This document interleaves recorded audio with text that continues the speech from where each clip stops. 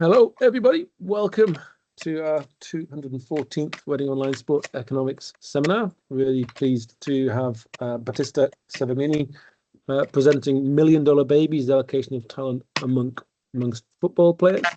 What I will do before letting Battista get going is say, as always, in the reminder, there's information about upcoming conferences, and the main one I want to flag up again is the conference we're organizing in now 3 weeks' time at Oldham Athletic. If you're anywhere near and have the ability to get there, it promises to be a very interesting event about data analysis in the area of sport, football in particular, but also bigger issues of sustainability and governance. And we have the chairman of the Football League will be in attendance for the conference as well as Newcastle United's technical director. So lots of potentially very interesting talks on football. And if you're interested, let me know. I can try and help you in attending.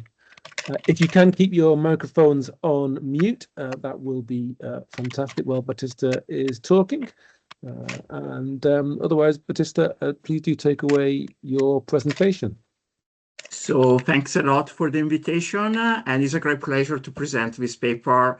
But we are just like start writing with my co-author Marta. We just seen it like some minutes ago. It's like a fantastic author, and we are in the process of writing down the first draft of this paper. But maybe it's also going to have a new title. Maybe the new title is going to also to have some other characteristic of the different type of issues that I'm going to present later in the presentation. However, like the title for today is $1 Million Babies, the allocation of talent among football players.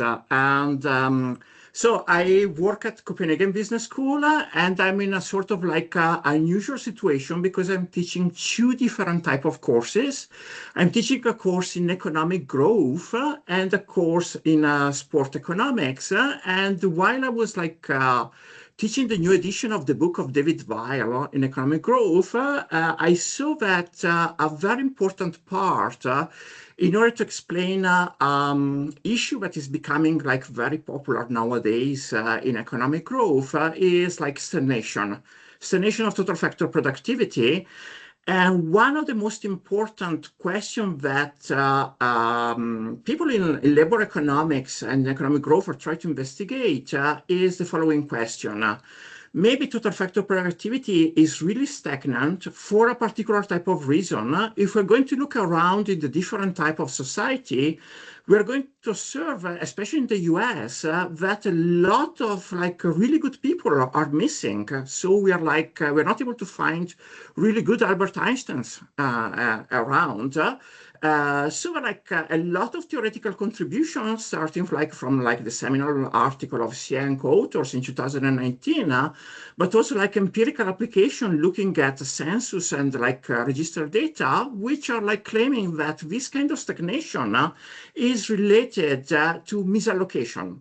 So we have like a lot of good people around, but are not doing the most important job that are supposed to do. So like the recent microeconomic literature try to like pin down 3 different type of reason why we don't observe this kind of allocation in the production function.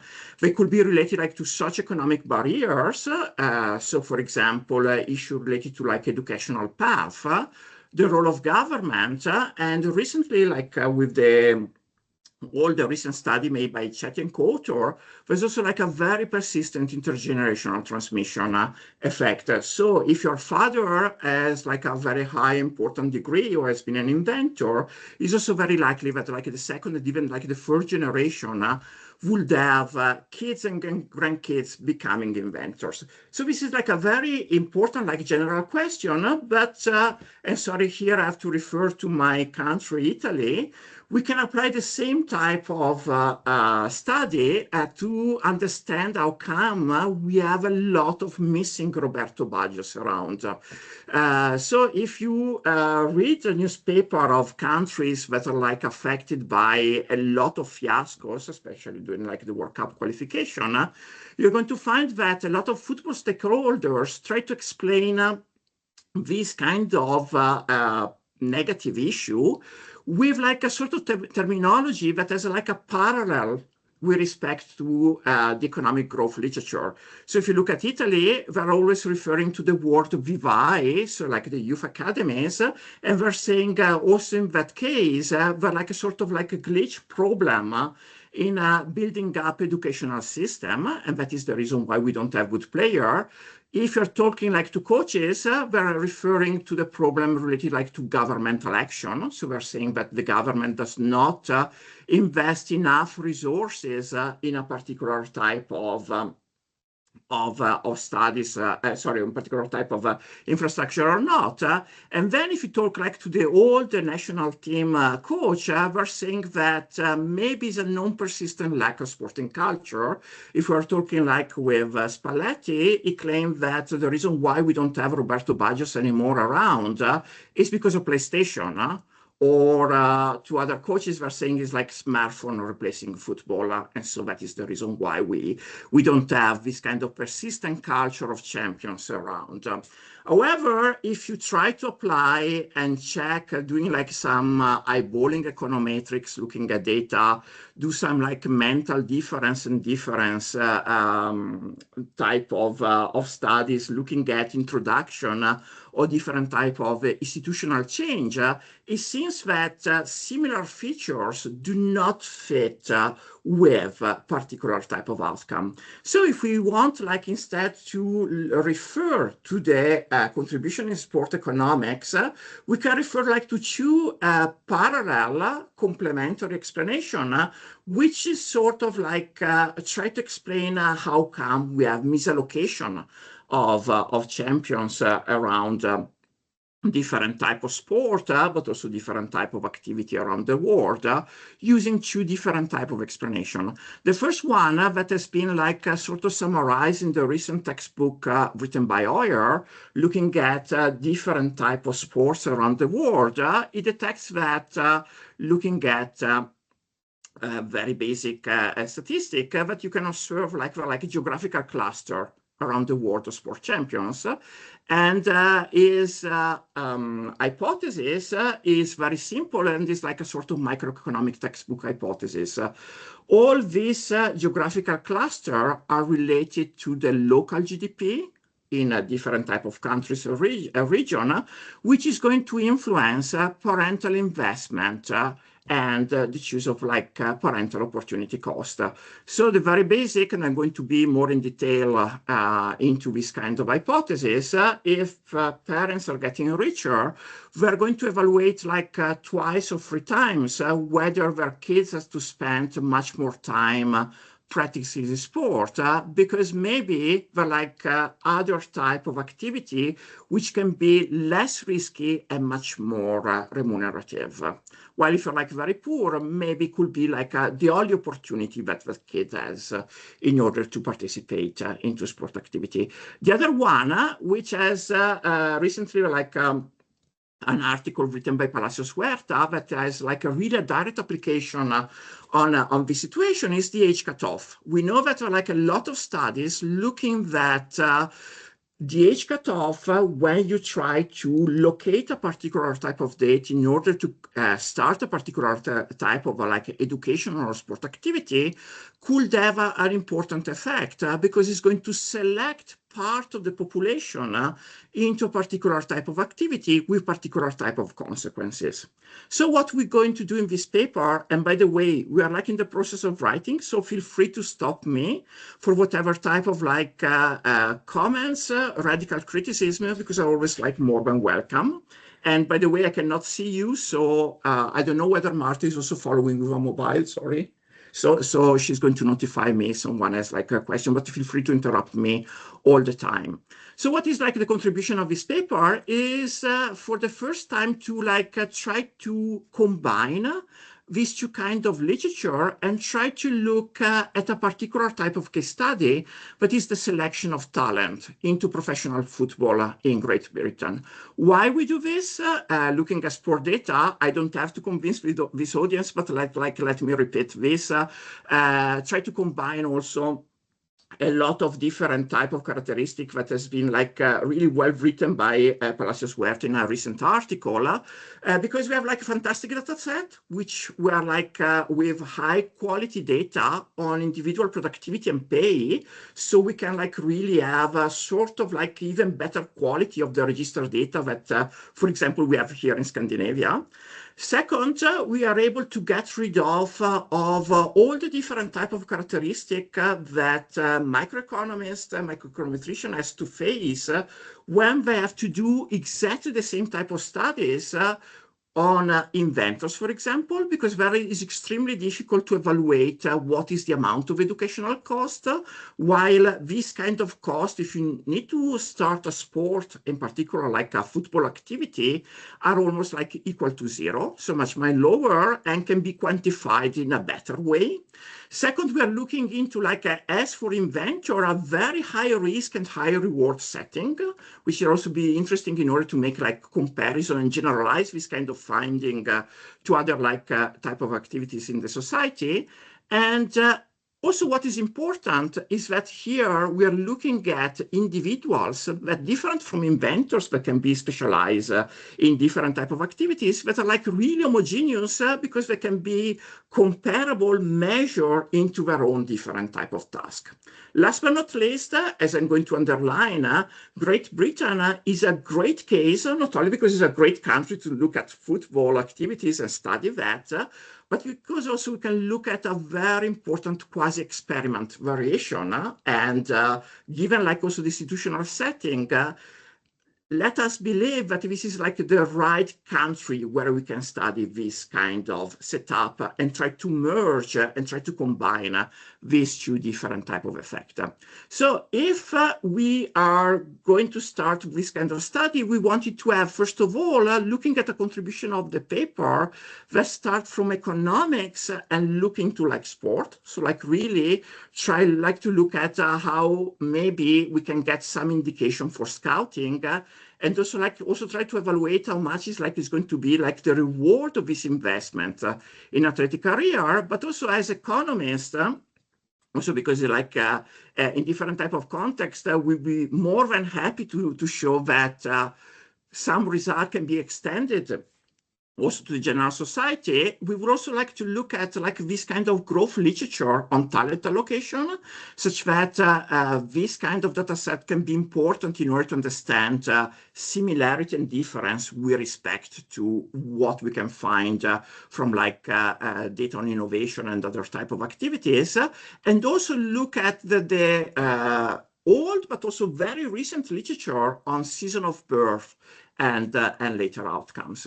So as a preview of the result, I can tell you that are very complicated to interpret because it depends what is going to be the effect on GDP or economic activity into the selection, but also in the remuneration of this kind of activity, because it depends on two pillars. One is like the starting point of GDP per capita. So we are going to look at where like the local level of different type of kids starting the profession into sports school are going to have a different type of effect. So that is depends. But in general, I can tell you that from our like baseline econometrics into very much more detail and technical econometrics, we can observe that once we are going to increase a 1,000 euro in GDP per capita, the birth location of this player, their market value per season could decrease between 0.2 and 0.4%, depending on different type of issue, as I already told you, like the initial GDP per capita, but also the level of aggregation, how we compute this kind of GDP.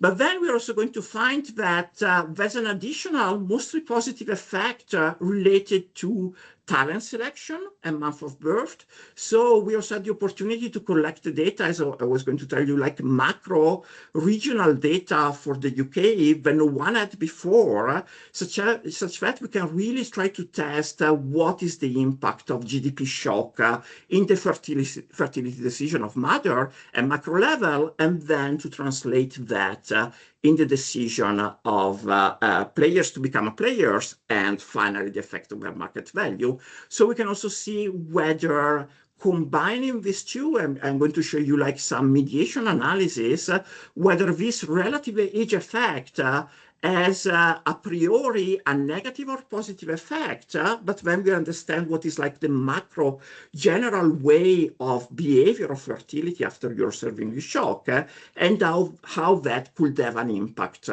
once we are looking at the player career.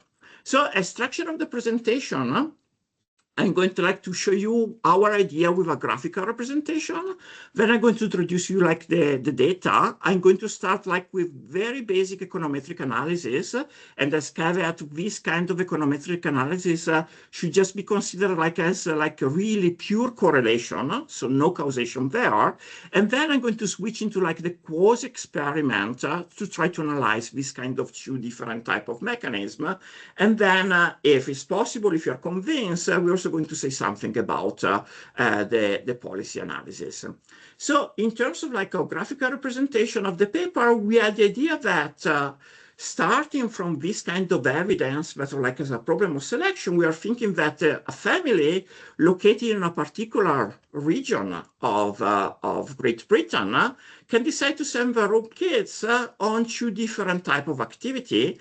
The first one, it will be like to study a lot, to take a very good education. And then there's like another very risky one that, depending on different type of starting point, is like to start playing football.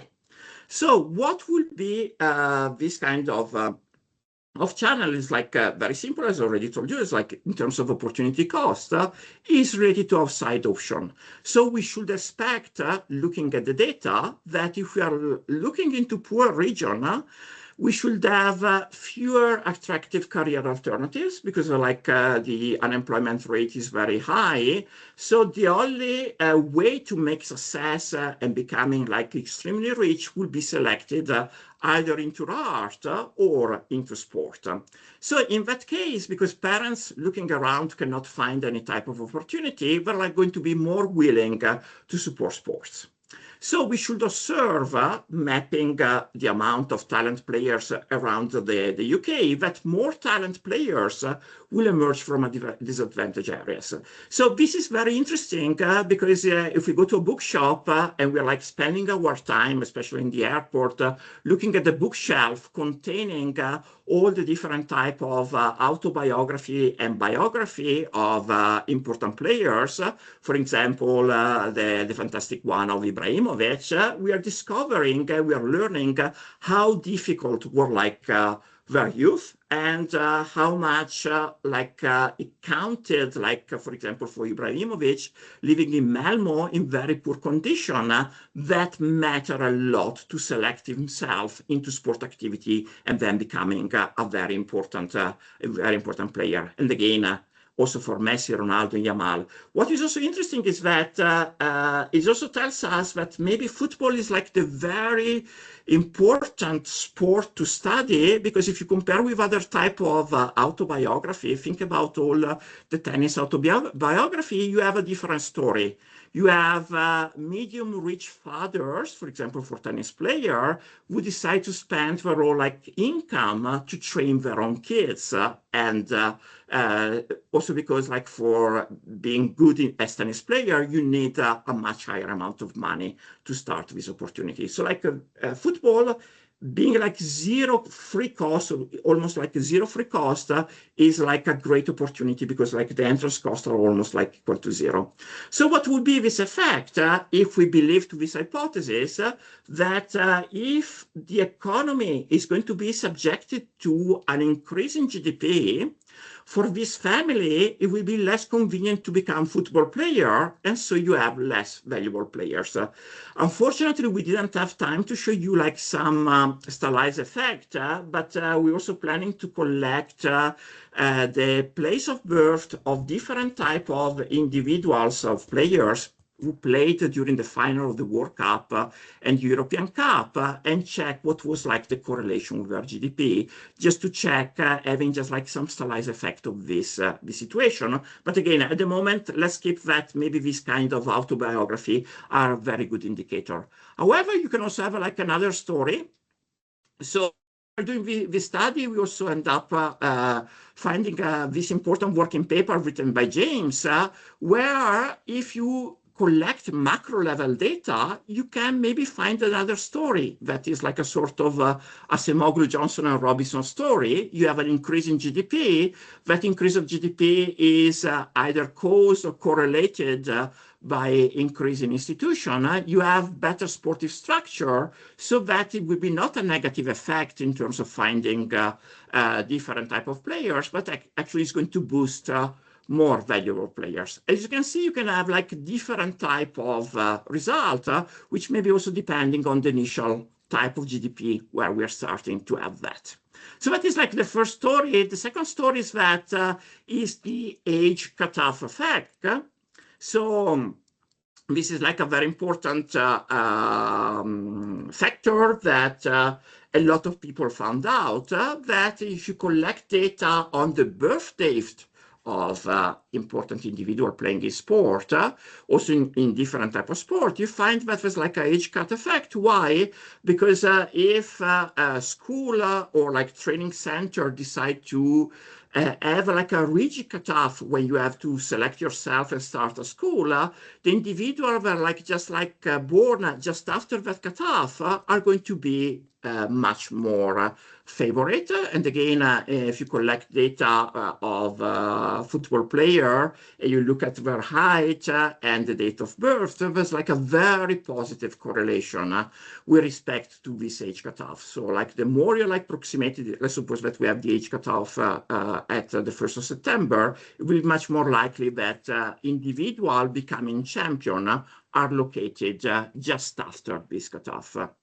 Usually, this kind of information before 1995 was not used because, like, because of that article of written by Angrist, claimed that the decision of birth was completely random.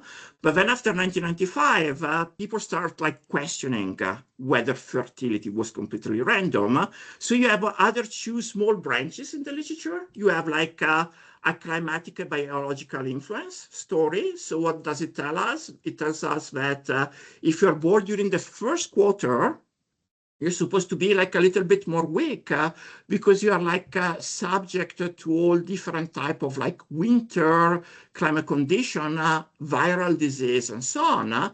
But like more recently, there's like another strand of literature telling us that actually for a very rich country, like the decision of fertility is not related to climate condition or like other type of biological influences, but is related to family background.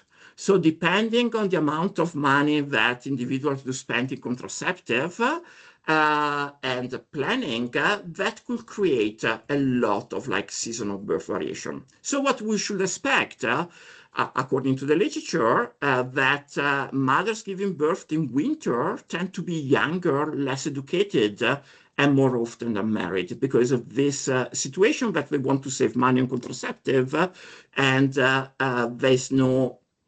there's like a more distributed amount of mothers giving birth on that period. Why this is important? Because we are thinking that especially in poor areas where you could maybe observe this effect, of course we need to test because most of this kind of literature using registered data is based on the US, that could also have an impact in the selection of championship individual. So before I'm starting showing you the econometrics, I would like also to spend like 1 minute telling you why we should study Great Britain. Of course, you have like the usual features. This is like the most popular football league worldwide.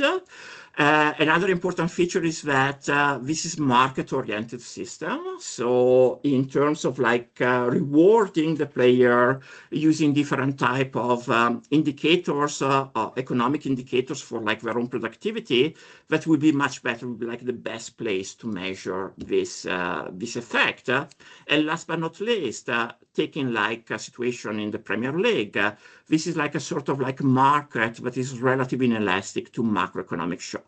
This is like the general feature, but as I told you, Great Britain, and especially England, has also this particular case that we have a very specific age cutoff in football academies. Usually all over the world, at least to the best of our knowledge, kids will start football academy with the age cutoff of January the 1st. Great Britain has the cutoff on the 1st of September.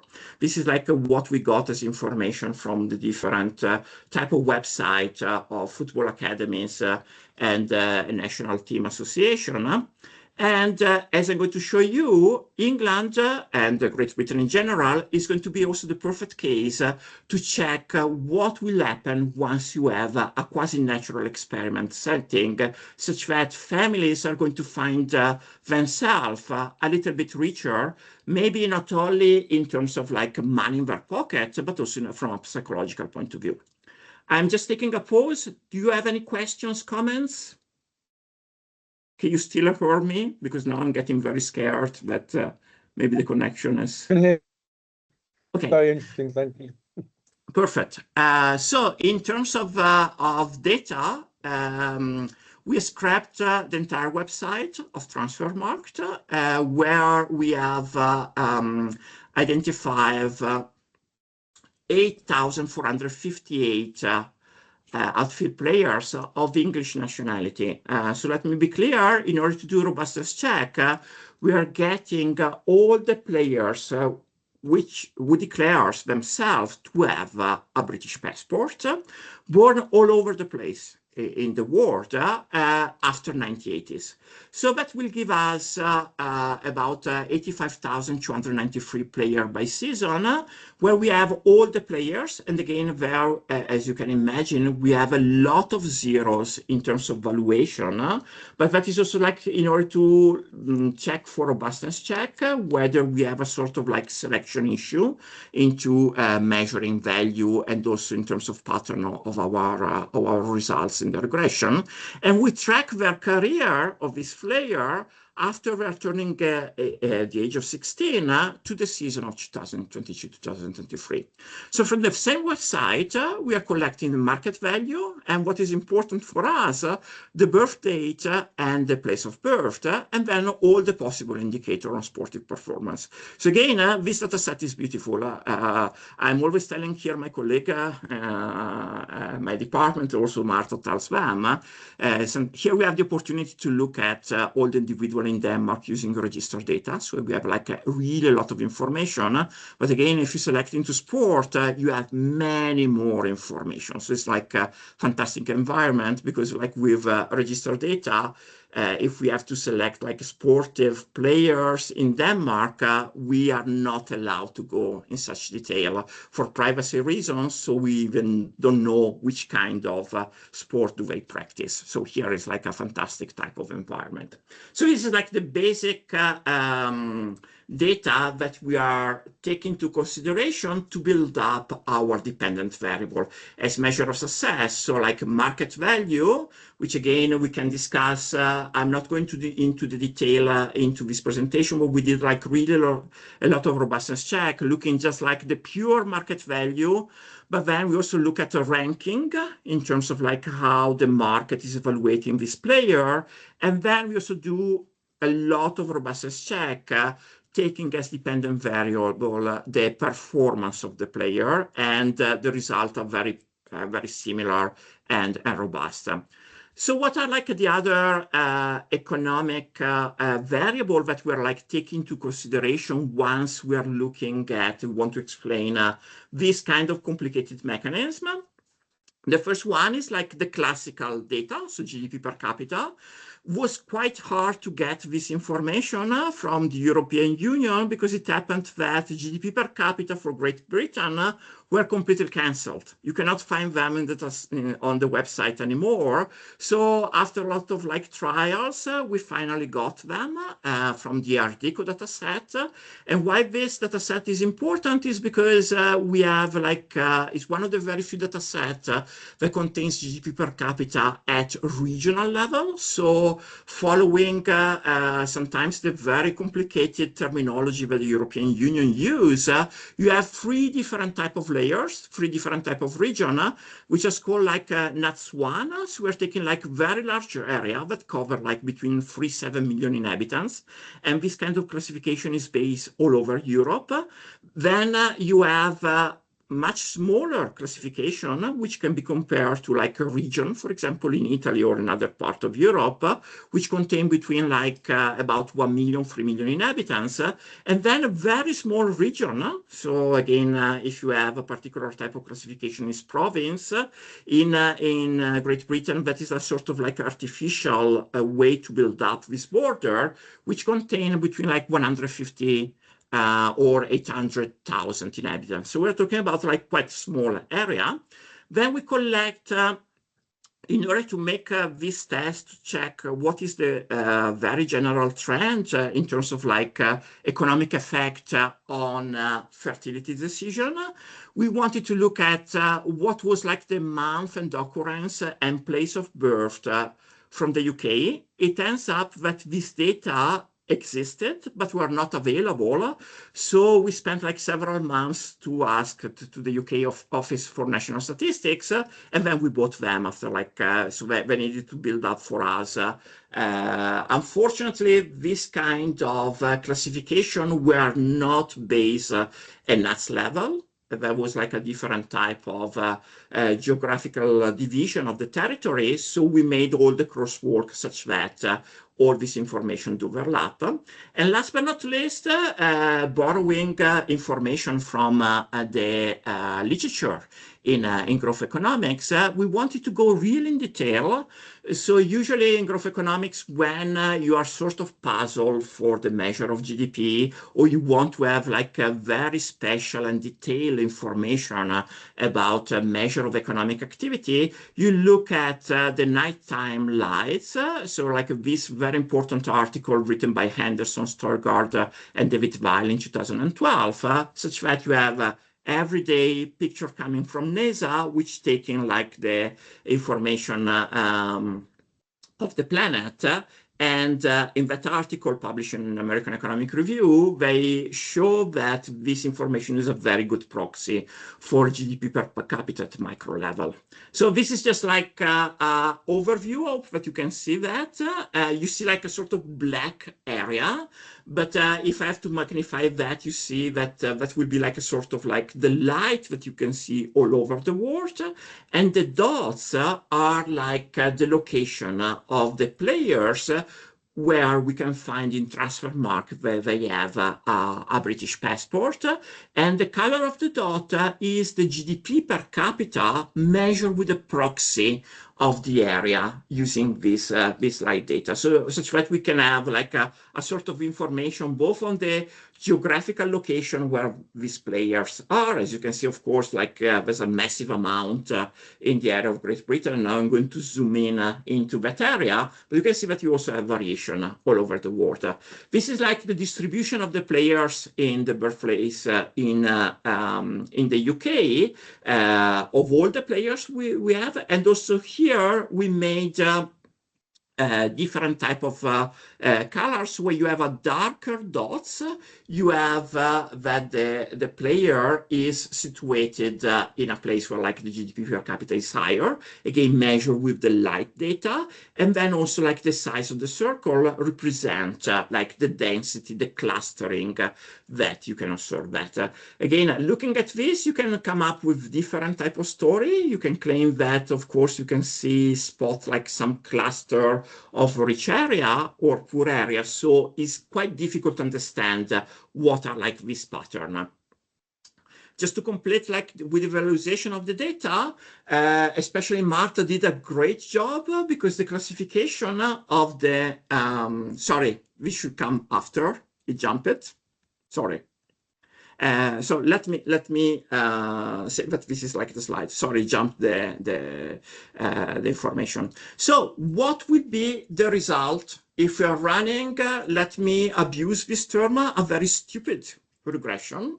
And again, as I wrote at the very end of this slide, this is not causal interpretation, but just to see whether like some pattern. So if we are like looking into like a sort of kitchen sink regression, we're like testing all the different type of characteristic that could explain our dependent variable, that is the log market value of the player. And then we control for the economic activity measured at the birth. Of course, I have to underline that this is like the economic activity at the birth of the individual, plus a set of dummies of all the birth of the month of the birth of the players.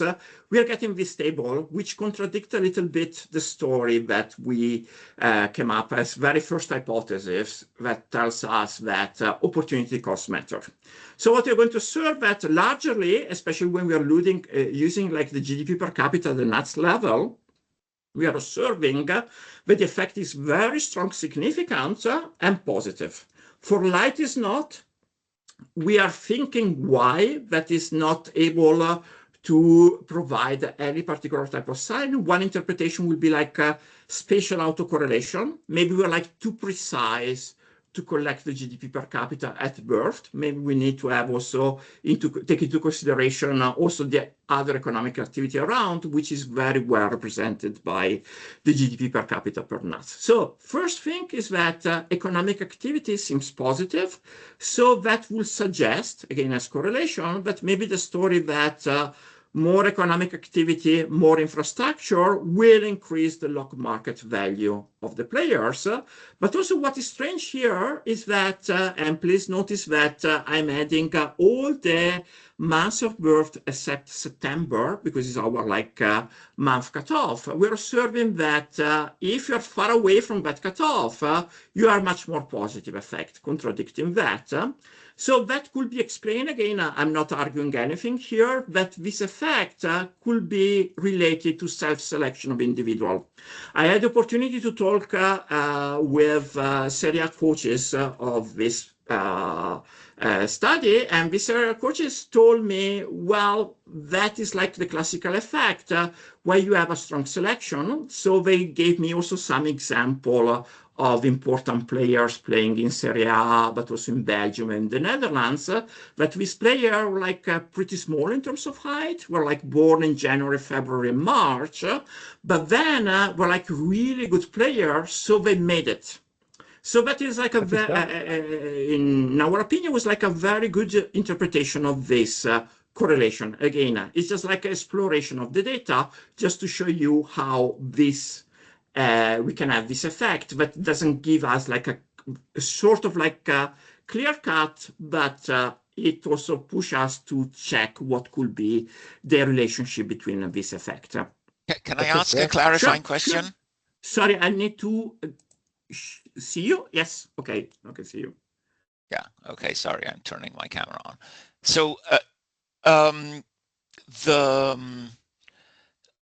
could you say something about timing? Like, are you using like a multiple observations per player, or is it their peak market value?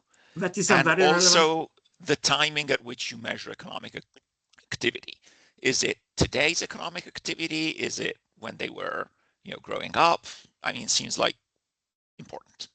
It is extremely important, and we are going to focalize that when we are going to do like the most elaborate regression. So let's take this as like a very general regression. This is just like a sort of panel data set looking at the different type of evolution of market value. When we're going to show you like the regression, we're going to take the peak of the market value, and we are going to control for the shock, which I haven't introduced at the moment. So we're also looking for the different type of business cycle that each region has. This does not count anything. It's just like, as I say, very stupid correlation. Okay. So just the table that you have multiple observations per individual, and the right-hand side economic activity is measured as GDP at birth of this individual. Okay. And then if you want to be picky, of course, you can say, how about the fixed effect of the players? Of course, for measuring that, we are doing that later. So just like as exploration, just to see whether we could have like a nice picture, just like going into a particular type of mechanism instead of the other, but here instead we don't see anything. Right, thank you. Any other questions? Jonas, I think, had his hand up for a second. Hi, good morning. Hi, Battista. Hello. I was just wondering, could you maybe elaborate a little more on the transfer markets that you collected? Like, I'm also currently collecting transfer markets from this webpage, and I was just wondering, how did you get the data for pre-2004? I was just popping up Alan Shearer's page, and it seems to me that at least the publicly released data only goes until 2004. And specifically, I mean, you're saying you also got market values of players aged between 16 or from the age of 16 onwards. How like accurate that is, and how exactly Transfermarkt determines market values? Is it still this kind of wisdom of the crowd determination that they typically use, or how does it work for that period in time that you're interested in? So Marta, please assist me here, just in case I'm saying. So we scrapped the data some years ago. So to the best of my knowledge, there's been some changes. So part of this data now are not available anymore. So that is the first question. And Okay. we took this data when available. Of course, we made all the sanity check just to check whether these data were not like randomly placed. And we also I made also personal check because I'm really into third division players in Italy. So I will go not to the most known players, and knowing like their own career, everything matched perfectly. And then I made also a robustness check, looking at crossing, like again, information based on local newspaper in England, whether this information will match with our value, and everything seemed fine. You want to say something, or? Just one thing. Scraping all the data was available in the past. Yes. So Marta confirms Okay. that Okay. when we did that, but I also read that they put a lot of restriction nowadays so it's not possible to download them anymore. Part of them. Oh, that's a pity. Okay, thank you. I also wondered, Battista, about the place of birth. Are you, because sometimes it can be quite vague. I was looking at Haaland and his Leeds, which seems quite a, I guess a big place. I guess that's probably about as refined as you can get for the place of birth of players, I presume. So we have a sort of like a selection there. Marta, you come here. So it's a city level, and if the city level is missing, then it's missing. Yes. So Marta is telling me that when we have like most of them as the city level, but sometimes it's missing, so we allocate when it's possible to the nuts, which is like also like our most important geographical part where we do all this regression. Great, thanks. I'm sorry because I'm using another computer. And I have to confess you that I never use Teams to present. It's like you're doing great. I always use Zoom. So, of course, this is again a stupid correlation. We would like to have something more substantial. So, while we're collecting this data, we found out that maybe we can have some exogenous shock into the economy. And we got the inspiration reading one article written like a lot of years ago by Sasha Becker and co-authors in 2010, which is called Going Nuts, and has been published on the Journal of Public Economics, where like we're doing this analysis based on entire Europe, looking at the impact of European fund spending. This is a very complicated procedure. So in order like to track all the different type of funding, I'm repeating that Marta did a great job because there's not a final data set available. So like really a lot of different type of documents for the European Commission. But let me tell you that the EU in 1989 decided to increase the level of GDP per capita for the poorest region in Europe. And in 1989, so they collect data and they put like threshold on the different type of level of GDP, such that they created 3 different type of programs called object, which are called object 1, object 2, and object 3. So object 1 are like a massive amount of money in order to increase GDP. So you have like really a lot of invasive policy in order for like very poor area. Object 2 is like a region where you have like structural difficulties. So maybe like GDP per capita is not the main goal, but for like other type of indicator, for example, increasing the level of education, increasing the level of employment.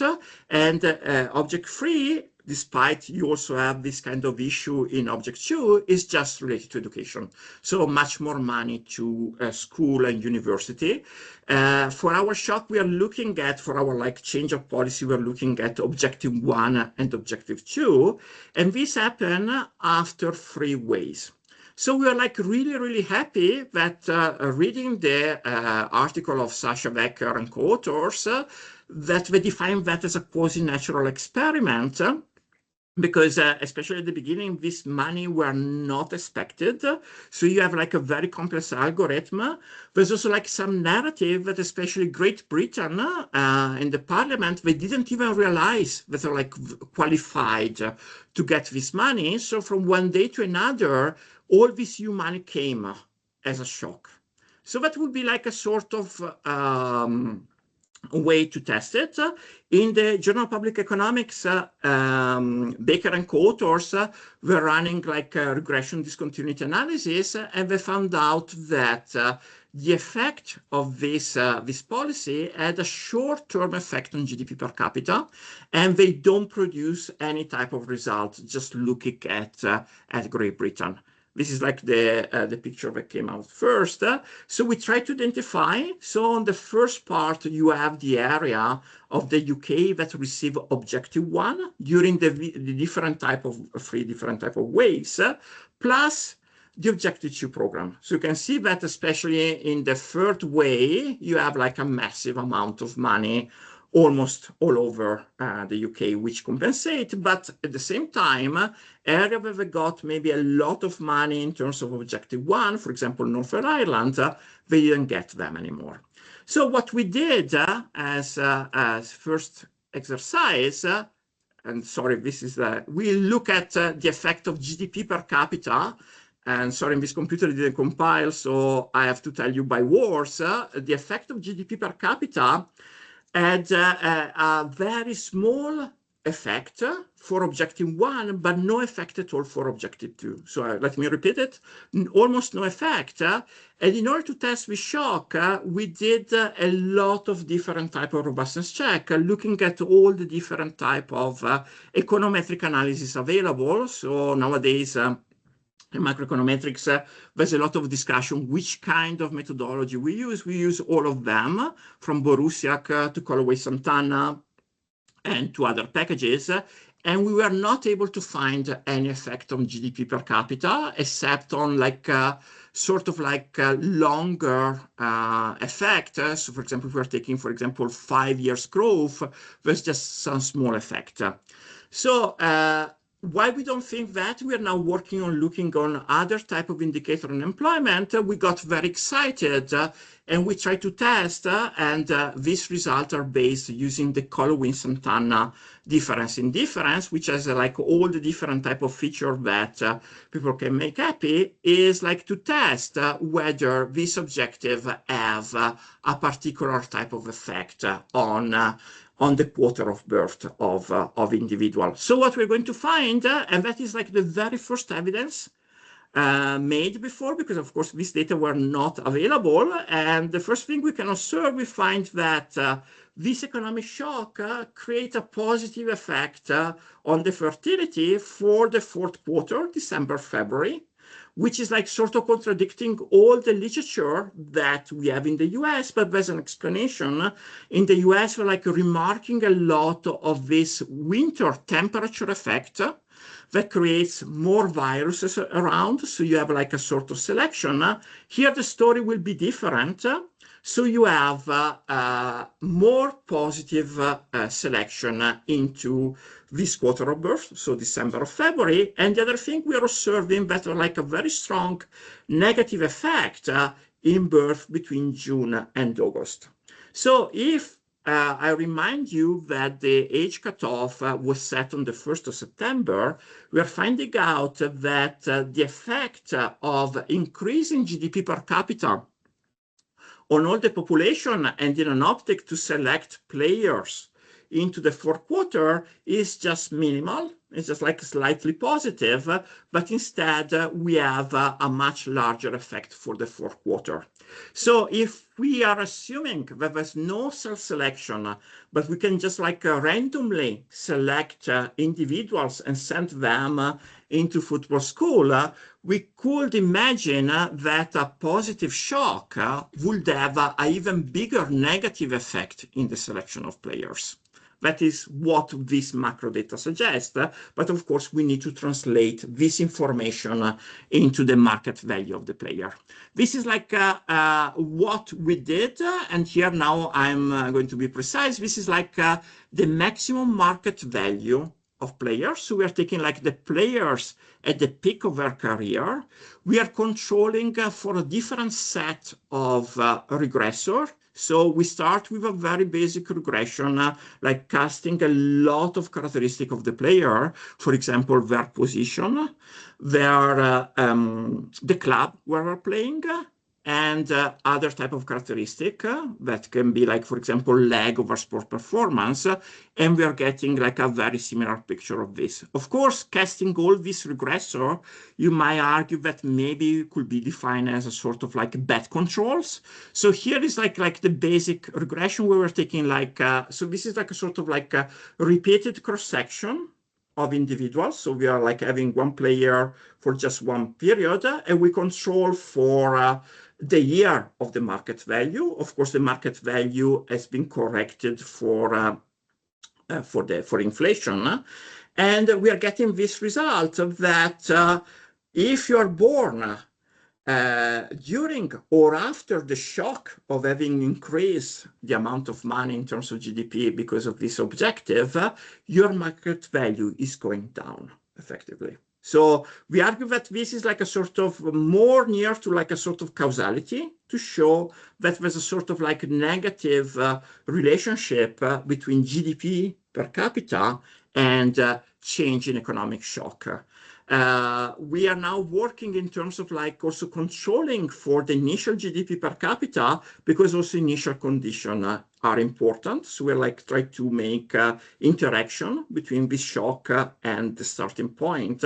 And also there we are observing that this effect is magnified, especially if the player are coming from very poor region.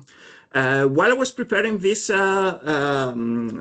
this slide, I had the opportunity to read actually an interview made by the coach of Marseille team, De Zerbi, where he's exactly sort of explaining this from an Italian experience. He's saying that he came from a very rich family in the area of Brescia. So we're talking about one of the richest regions of northern Italy. The mother is highly educated, so she used to be like a high school teacher in French literature. And then what happened? And the father was like a very rich entrepreneur. And then what happened from one day to another? They had a huge economic shock, such that the father went to bankruptcy. So in that interview written in Italian, De Zerbi said, my father and my mother always pushed me to become either an entrepreneur or to go to university. But after the shock, my father came home and said, we are like in bankruptcy. So maybe it's a very good idea that you keep continuing playing football and maybe select yourself. So that is sort of mirror. Now we try to also to collect evidence for, again, looking at the literature, the biography of the different type of players, whether we can see some evidence that also speaks and confirm this result from the econometrics. So this is like the causal evidence. Of course, we have these two effects, GDP per capita, or like change in GDP, but also at the same time, the selection of birth, but again, that could be confusing because you could have an effect of being born in the wrong month, but also at the same time, be born in the wrong month, but auto-select yourself and become a great champion. So we are start collecting data in a different way to show that. So in this presentation, I'm not going to show you the table related to that type of selection. But one way we want you to test the self-selection is to proceed in the following way. We are going to collect information of players who start playing in teams at a very early stage, but they've been called to like the national team for playing at under 16, under 17, or under 20 at a later stage. Already from the data we collected, we observed that players that they played like born in January, February, or March, they've never been called immediately into the national team and the youth team, like under 15, under 16, but because they spent a lot of effort, most of them also went abroad to play, just to have more experience, because maybe had like a very best selection into their own local teams, and that helped them a lot to have a sort of like this sort of like survival effect, come back and having this kind of positive sign. So just to give you like some initial evidence that these two effects are important, but also to understand what is the most important effect to look at. We're going to do mediation analysis. So we start, in this case, just looking at like cross-section. So we're again taking the maximum of the market value of the players. We start with the initial regression and show you like sort of stupid regression, but it's extremely useful in order to quantify what is the effect of GDP per capita on market value. So the estimation of that alpha GDP will tell us what will be the effect of increasing 1,000 euro the GDP per capita on the market value. And as I told you, this effect is generally positive, is between like 3 or 4%. However, we have this other effect, and one econometrician can tell me, well, this is wrong, because if you're including the month of birth, they can also be related to the fact that the decision of the mother, as you just like we just provided, is related, is strongly related to the GDP per capita. So we run a second step, a linear probability model, where we have on the left-hand side a dummy, whether the player has been born in a particular month, 1-0, or not. And so we can estimate how much is the GDP important in order to be selected into this month. And then, as standard of the mediation analysis, we can compute the indirect effect, but it's nothing else than the effect of beta GDP. So like the effect of GDP of being born multiply on the total effect. So that will give us, in terms of size, on what is important. So this is the table. So on the first column, you have the coefficient of the linear probability model.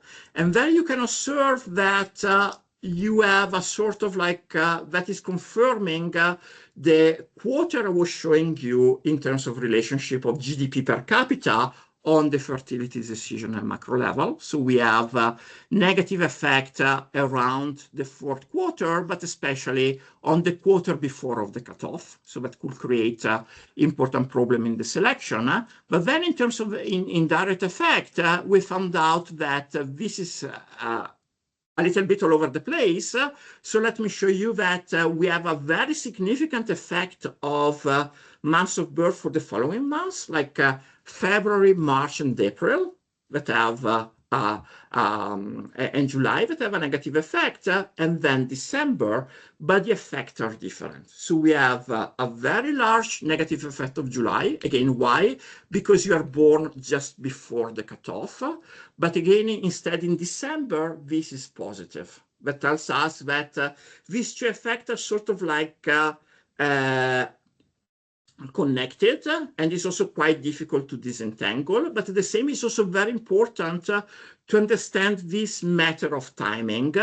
Why? Because looking at this kind of situation and looking at this kind of pattern is very important to understand these two effects, but also for policy reason. Of course, if you accept this kind of result, there's like a lot of discussion, for example, in the US, whether kids had to wait for 1 extra year, especially boys, before starting school. So the so-called like reshorting effect.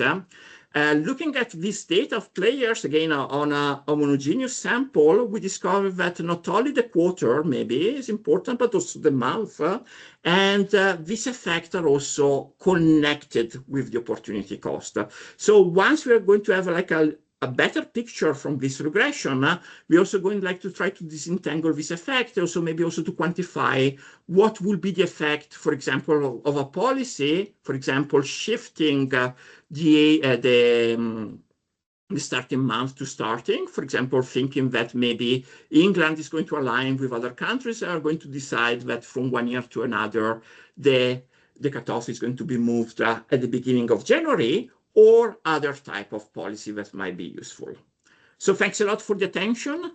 And now I have to see you again. Thanks.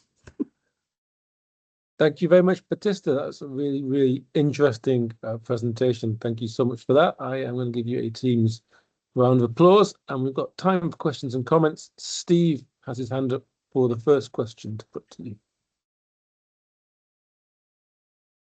Maybe you should Steve, unmute.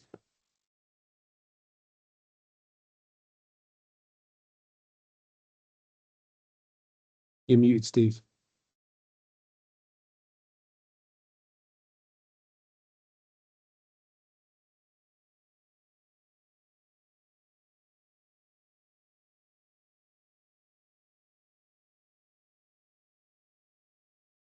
Yeah, I can't unmute you.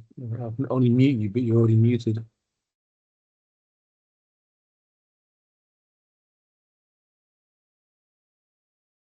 Oh. Okay. Hopefully Steve will rejoin us shortly. There you go.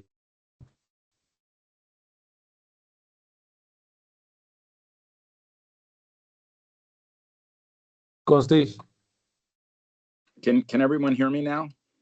Yeah. Yeah. Okay, good. Sorry. As other people know, I'm a law professor. I'm not an economist. So a lot of the things I didn't understand. But as I understand the point, there's a significant effect of your success based on when you're born. And no one has ever suggested any reason to believe that if you're born in a particular month, you're actually more likely to be a successful elite athlete than in another month. There's nothing about the calendar that leads to people born in January or September actually being better athletes. It's a measurement problem. And so to me, an interesting question I'd like your views on are, why don't sporting entities do something about it? Because they're obviously missing out on talented kids because the way they're measuring the talent is biased. And you could create academies that would start at different times or something like that. And my question is, why do you think that hasn't happened? There seems to be an obvious inefficiency in the labor market, highly competitive market, if inefficiency seems persistent. So that's sort of counter to standard industrial organization economics. So I'd welcome your thoughts on that. So I had some talk with different coaches in Syria, and they told me that it's quite hard because usually the people in charge of kids and very young players are having a very strange system of incentive. So I have this kind of pressure that already at the age of 6 or 7, they need to win as much as possible and find like the future Yamal immediately. So the only way they select players is not where like some of them are effectively looking at the month of birth, but the main issue that they're looking at is height, because if you're going to deviate from that kind of rule, then we're going to get a sort of negative effect on their career pattern in the future. So we're talking that especially most of the time, these like coaches are like former player, but they need to make a career as like future coaches, and they have to have the pressure. If they start deviating, is a problem. But could also explain, and also told me that how come, especially nowadays, in some particular type of championship, you see really a lot of Nordic players. So when I'm watching the Italian championship, I see like a lot of Danes, Norwegian, and that is the reason, is height. So height is becoming like a very important criteria. But technically, football, I think, is one of the very few sports that the only physical discrimination that you can have, beside, of course, age in some terms, is weight. But you can have a great champion, think about Maradona, that didn't mirror any type of this kind of characteristic. But nowadays, given this kind of system, I think that Maradona will never be selected. So it will be matter not only of where you're born, but at the time Maradona was born in like in a very poor area, but also when. I'm sorry, you're still on mute.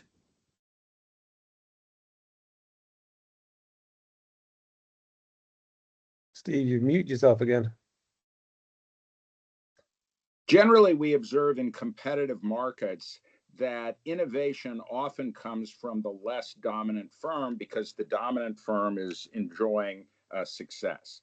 So this would suggest to me that Brentford and Fulham in London, Getafe in Madrid, Torino FC in Turin would recognize that there's this bias and would create an academy where you would go after the youth who are not being grabbed up by Juve and Real Madrid and Chelsea and Arsenal and Tottenham, and train them at a very young age to go forward. But we don't see this happening.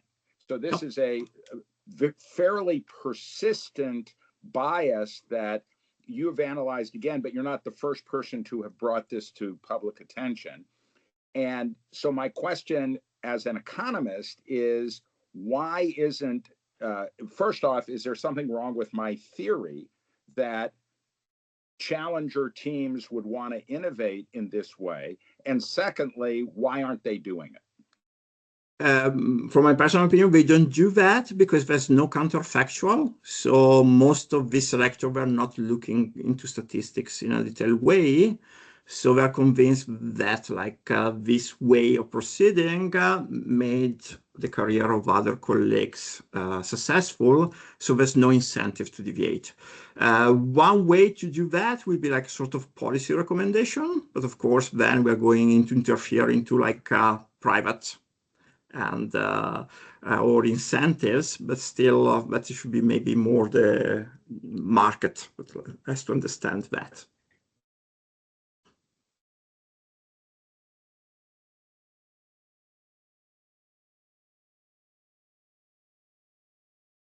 Sorry, I think I missed the end of that because of my connection.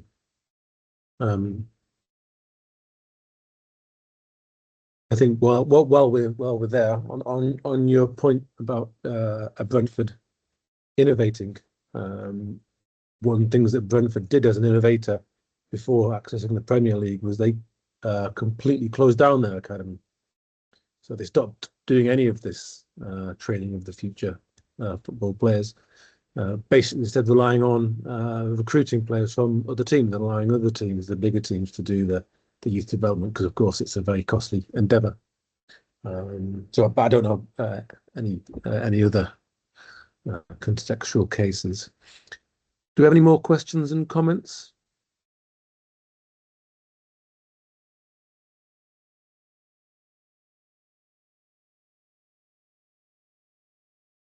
one comment I will make then, Battista, is that there may be a change in this.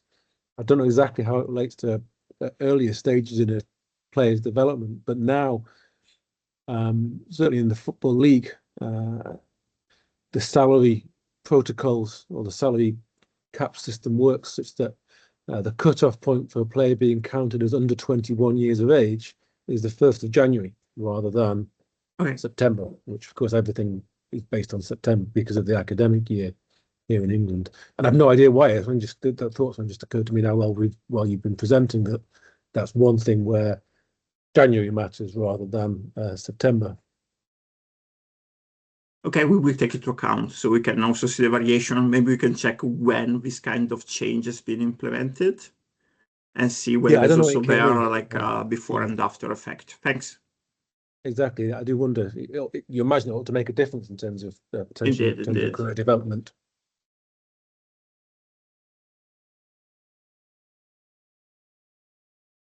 Any more questions and comments?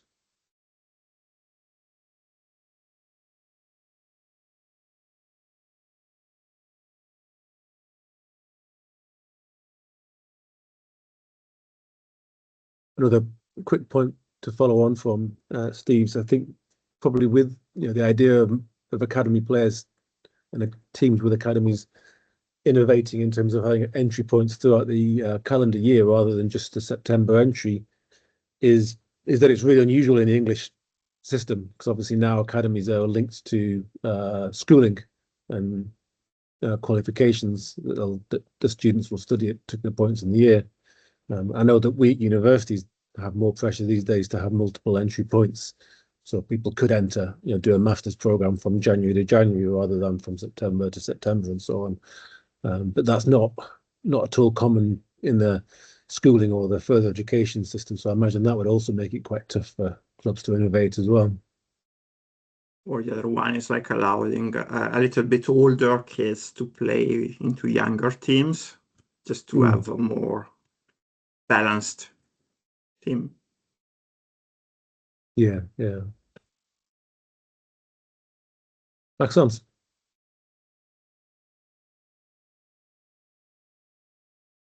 Hi, Hello? Can you hear me? Yes. Yeah. Yep. Sorry, it seems the camera is not working, so sorry for that. But No problem. if you're hearing me, that's all I need, I suppose. So yeah, first, thank you very much, Battista, for your work. It's really interesting. I was particularly interested in the impact of the GDP measures, I would say, the EU measures that increase GDP per capita. So my understanding is that in your methodology, the treatment is fixed, or is it staggered? Like basically, It's staggered. It's staggered. Okay, because you have different objects. That's why. Right? Indeed, because you have three objects over 3 different waves. So the treatment can appear, disappear after 3 years, and then reappear again, depending on the region. So stagger, and that suggests why we are using all this new technique for measuring stagger different diff. Okay, so basically the different timing was like every 3 years over 9 years or something like that. 89, 92, and then 92, 95. Okay. So on. Yep. Because I was wondering whether the globalization of the Premier League and even the Championship might have explained part of the relative loss of value of English players or British players. We can also check that with the year, but we can be more explicit, for example, to look at both number of international player, like from outside UK coming to England, or like also which type of passport they have as control. Yeah, okay. Thank you. Thank you very much, and congrats again. Thanks, Maxence. An interesting aspect of the point about the internationalization of the English game is that the academies of the Premier League teams are now much more international than they ever used to be. So, Manchester City's academy team is from all around Europe, from all around the world. And so a lot of these kinds of kids from Stockport and places like that don't get the same access to those academies as they used to. Yes, like definitely. We could also measure that, as I say, like looking at the composition, even if they have an international player coming that doesn't play in the championship, we're going to miss. That would be like a problem of selection.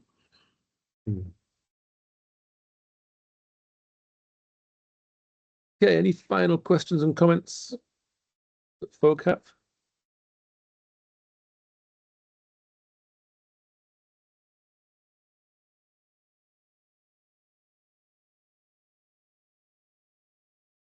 Looks like that's a no.